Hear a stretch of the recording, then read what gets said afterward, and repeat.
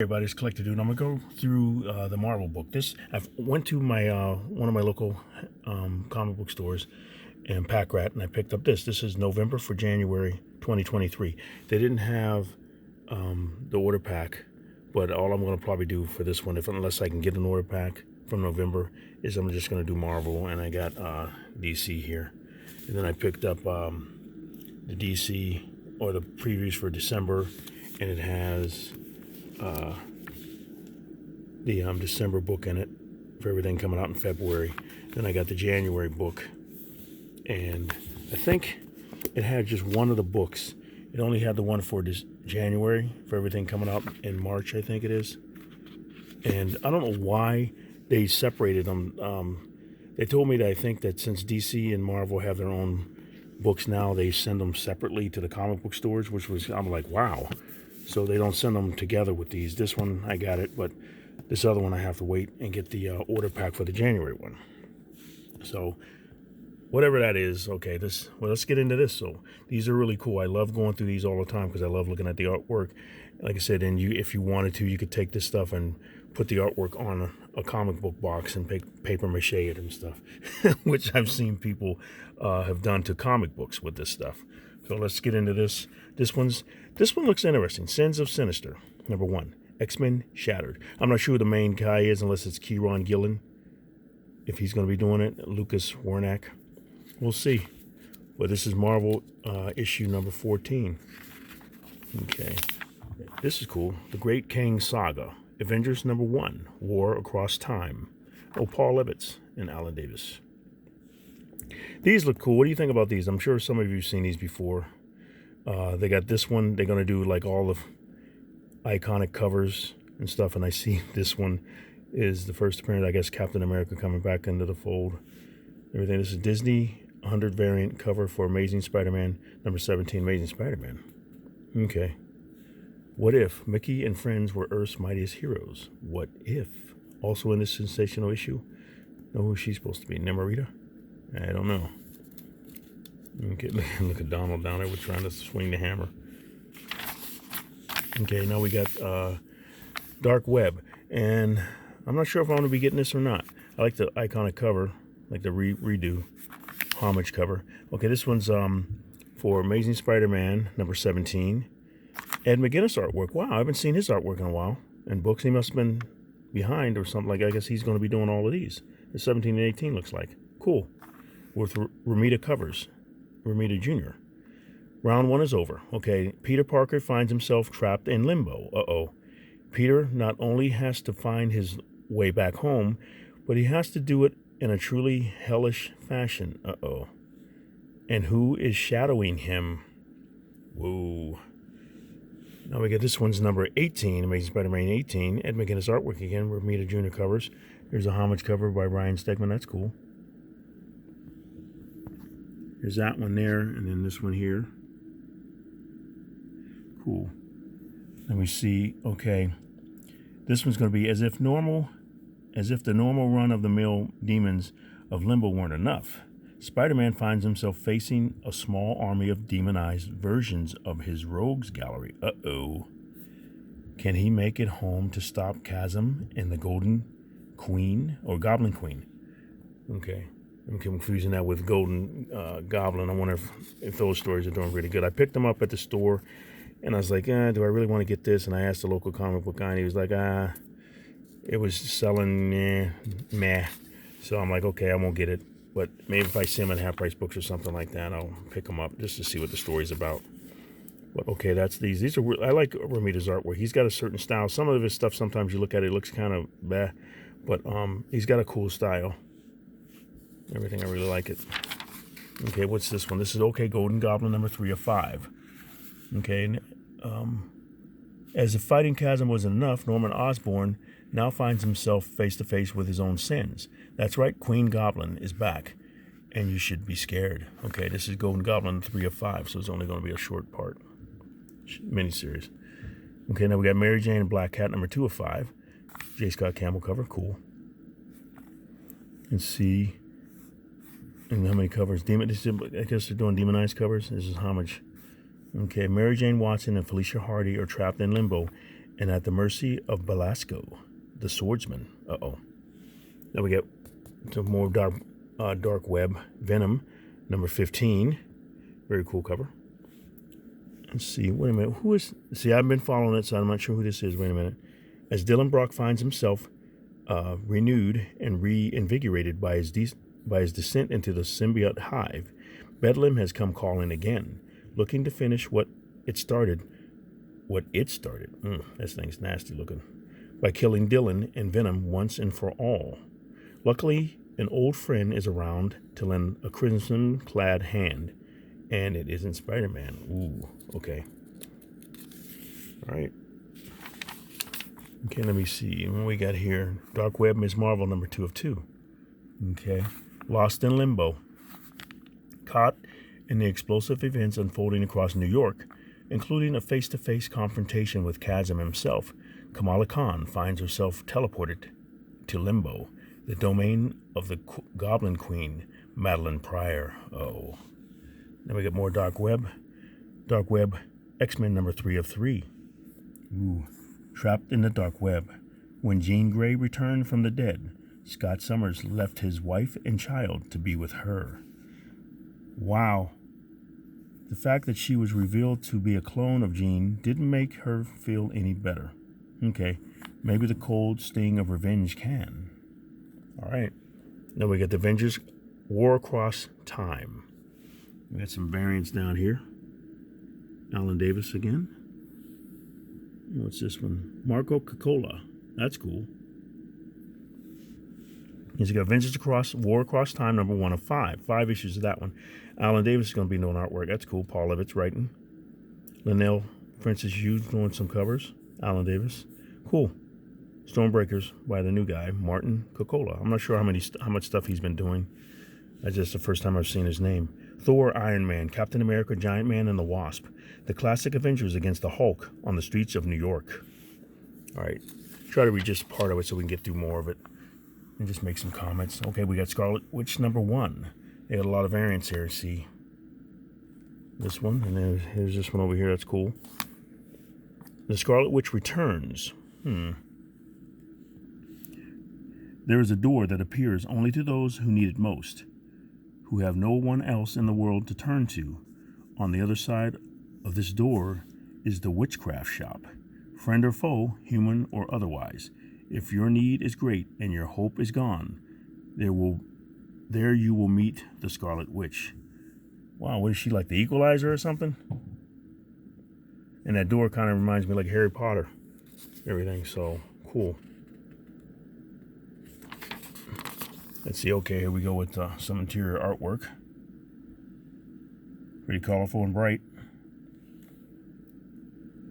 Explosions. All right.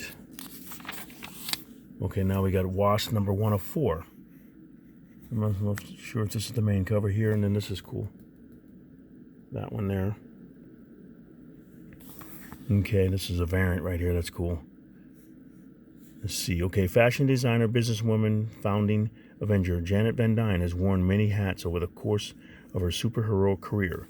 But when an old enemy threatens Janet and her fellow Wasp, Nadia, seemingly against his will, the Van Dynes will have to confront the ghost and their shared history to get to the bottom of the mystery. Okay. Al Ewing's writing that, so he's a pretty good writer, so might be good. Joe Fixit, number 1 of 5. I know how many of you, like, when you see all these books and then 2, 3, 4, 5 years down the road, you look in the dollar bin, or if this is going to be worth something, you find it, go, wow, I don't remember this comic book. So I'm looking through all of these. Sometimes I'll remember them because I flip through these all the time and I read them, and it helps me remember them when I do go through them. But some of these books, like I said, I'll forget, and you'll see them down the road and you're like, wow, I didn't actually remember that coming out. Now this is Joe Fixit. So 1 of 5. When the Hulk was smart. Headshot, and he said Todd Nuck. He's a cool interior art here. What's Kingpin think he's going to do against Joe Fixit? Are you serious? Okay, Peter David returns to Joe Fixit. Oh, he's writing, okay. Okay, Peter David's tour de force through some of his greatest Hulk hits continues with the return of Joe Fixit. Gone are the ripped-up shorts of the Hulk of yore. This enforcer prefers the slick suave of a striped suit, and the Hulk has traded in monster for mobster as he lends his strength to the Las Vegas casino scene. Uh-oh, wait a minute. Did he do that? Oh, he's just relaxing. Nothing's wrong. Wow. Imagine somebody that big grabbing you. Like I said, I've had wrestled or stuff like that. So you see if you're fighting or something, like whatever it may be, playing around, and you get somebody that's stronger than you, that holds you in a hold or something like that you can't move out of. It's like, wow. It's kind of scary. We got Invincible Iron Man number 2. Jerry Duggan or Duggan. Okay. All these different covers here. This one's kind of cool. I like that. Like the machinery in the background. Kind of like a Jack Kirby type thing. Peach Momoko's doing varying covers. Now, I remember seeing this one, this Bob Layton one. He did like a big poster. I don't know if it was a commission for somebody or he just drew it. I can't remember. It was on Facebook. So I'm thinking that, I don't know if this is from that, like sections of that commission work. And he told him, hey, I'm doing this commission for you, but I'm going to use the artwork for covers for comic books. So I don't know. And he'll have the original, but the covers will be like copies of it. But I'd have to look at the post that Bob Layton put on Facebook to see if that is it. Or maybe he just did it again because he's always awesome with the details. Okay, Invincible Iron Man here. Nice action cover there. Iron Man. Okay, now like heroes always have to fight. Iron Man versus Iron Heart. The assassination attempts on Tony's life continue as a familiar foe returns to take him down. It'll be up to Iron Man and Ironheart to stop him. But what secret is Riri Williams harboring from Tony? And will this change their relationship forever? Tension. Okay, now we got Miles Morales number 2. I didn't pick up number 1. I had it in my hand. I was like, you know what? I had a whole bunch of other books, and I put it back. I wasn't sure what it was going to do, what it was going to be like, but I liked how they did the Clone Saga. But I heard somebody on Facebook or YouTube talking about how they still have to figure out what to do with him because he's nothing but Spider-Man, everything in a different suit. Peter Parker in a different suit. He's like he got the same pose now. Everybody's doing a homage cover, but he's fighting Peter's villains. You see Scorpion here, and he doesn't have his own like life where he's fighting his own villains and everything. And I kind of see what they're saying about that. So, but I like the stories. They did like the Clone Saga, and Peter had a Clone Saga. Now this. So, what do you think about it? But Spidey versus and he's not.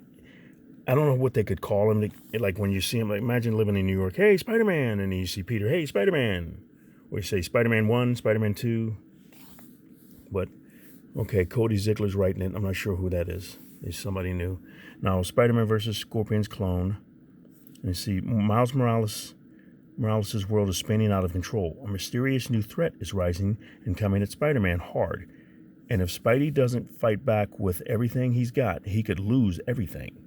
What does this new villain have to do with Misty Knight's investigation and a slew of upgraded foes? Okay, like the Scorpion terrorizing New York City. This battle is going to change Spidey's life forever. Someone's not walking away from this one alone. And I really don't like that they call him Spidey. He's not Spidey. Peter Parker's Spidey. He should have another name. But it's like, I guess, if you lived in New York, unless you knew you was his pal, and you, just like Spider-Man in the movies has a pal, you knew he was Spider-Man, you could call him, I guess you could call him Spidey or something, and you wouldn't know what color he is or what nationality he is or race. But it's like, I don't know. He's got to get his own identity, I think. Maybe they're going to work through it or something. We'll see. I love the suit, though. Love the suit. And the character's really good. I like the stories that they've been doing with him. But when the person brought that up on YouTube, I said, yeah, that is right. Yeah, he's kind of like another version of Spider-Man. And he's younger, and he's doing the same thing, like he said, and he's fighting his villains. So, but hopefully, I mean, as long as the stories are good, I guess. We don't have to dig too deep into it. Okay, now we got Moon Girl and Devil Dinosaur.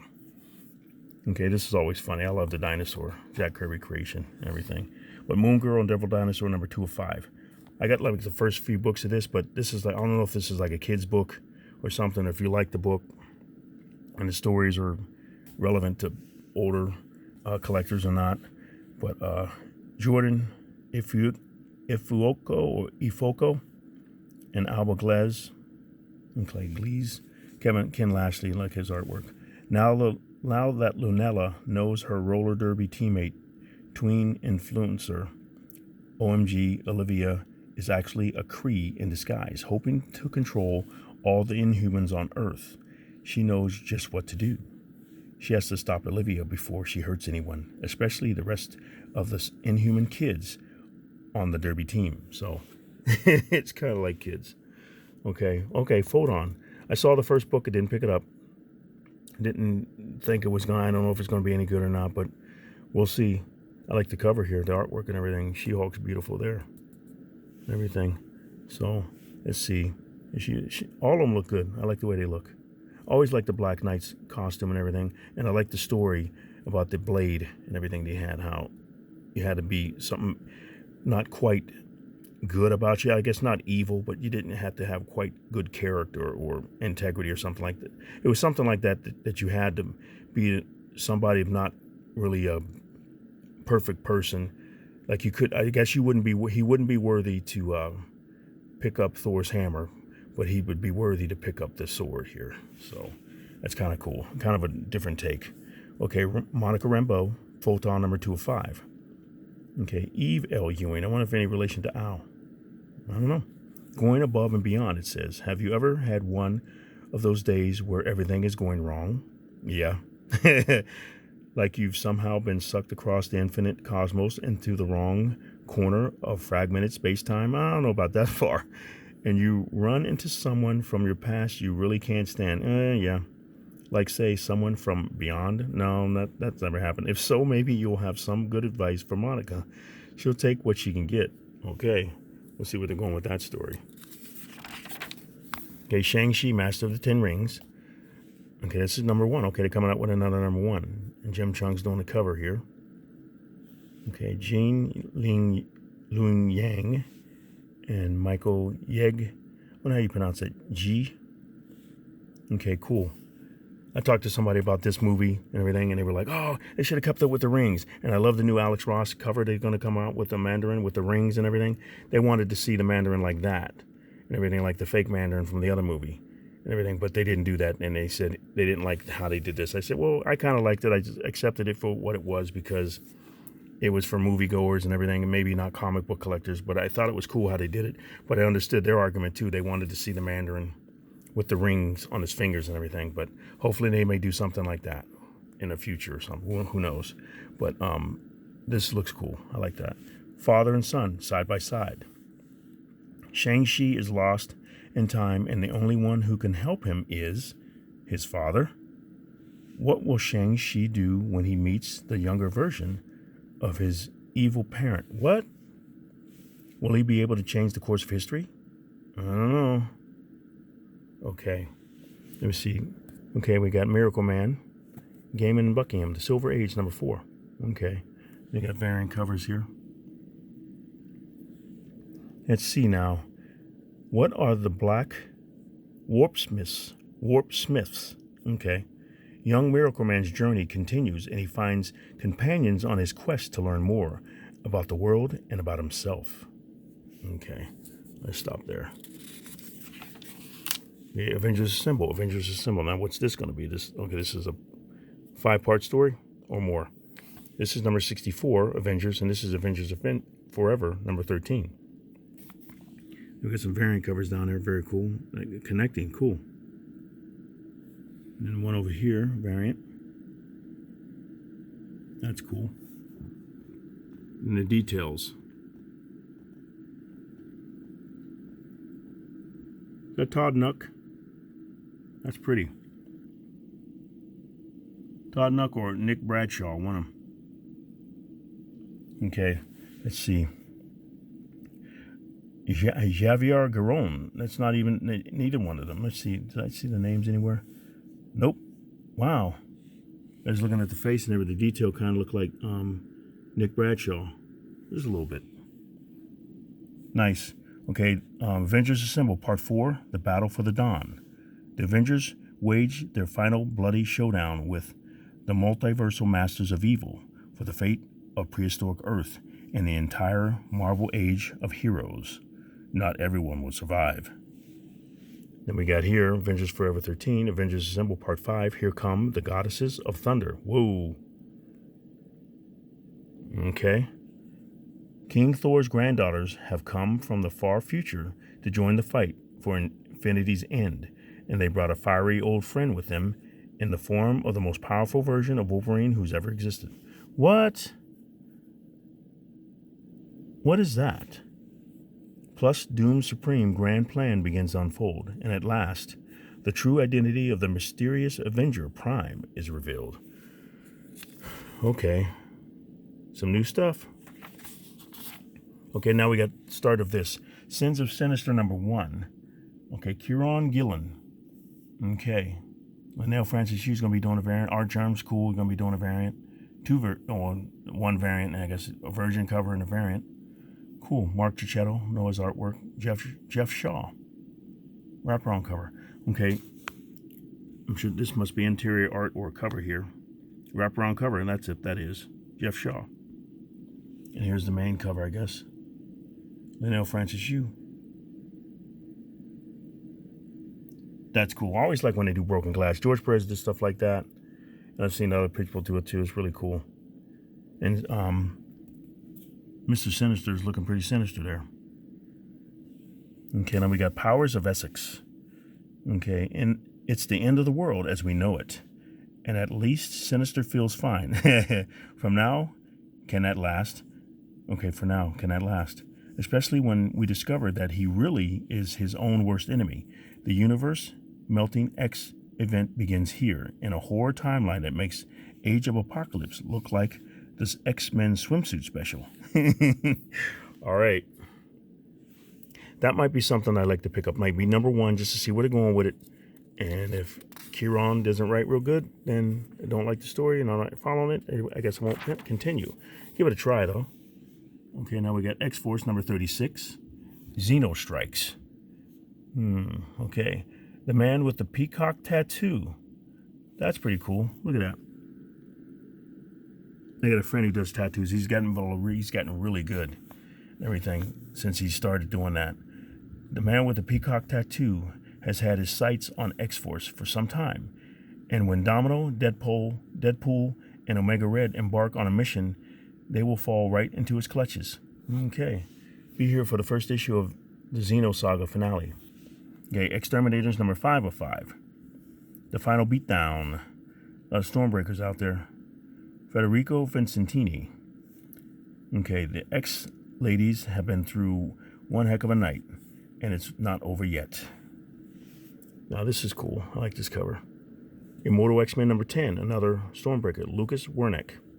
Sweet dreams aren't made of this. Oh, they're doing a lot of movie references, music references, I see. Let's see.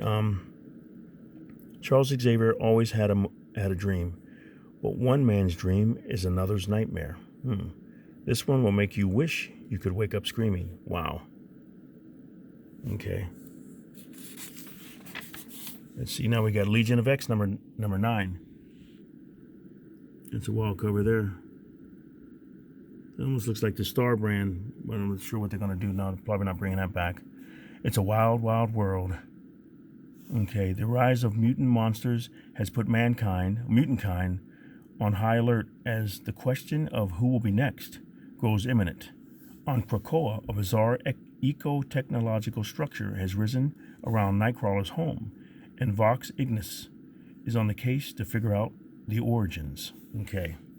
Marauders #10, Peach Momoko. This is a cool homage cover there. Like the posters and everything.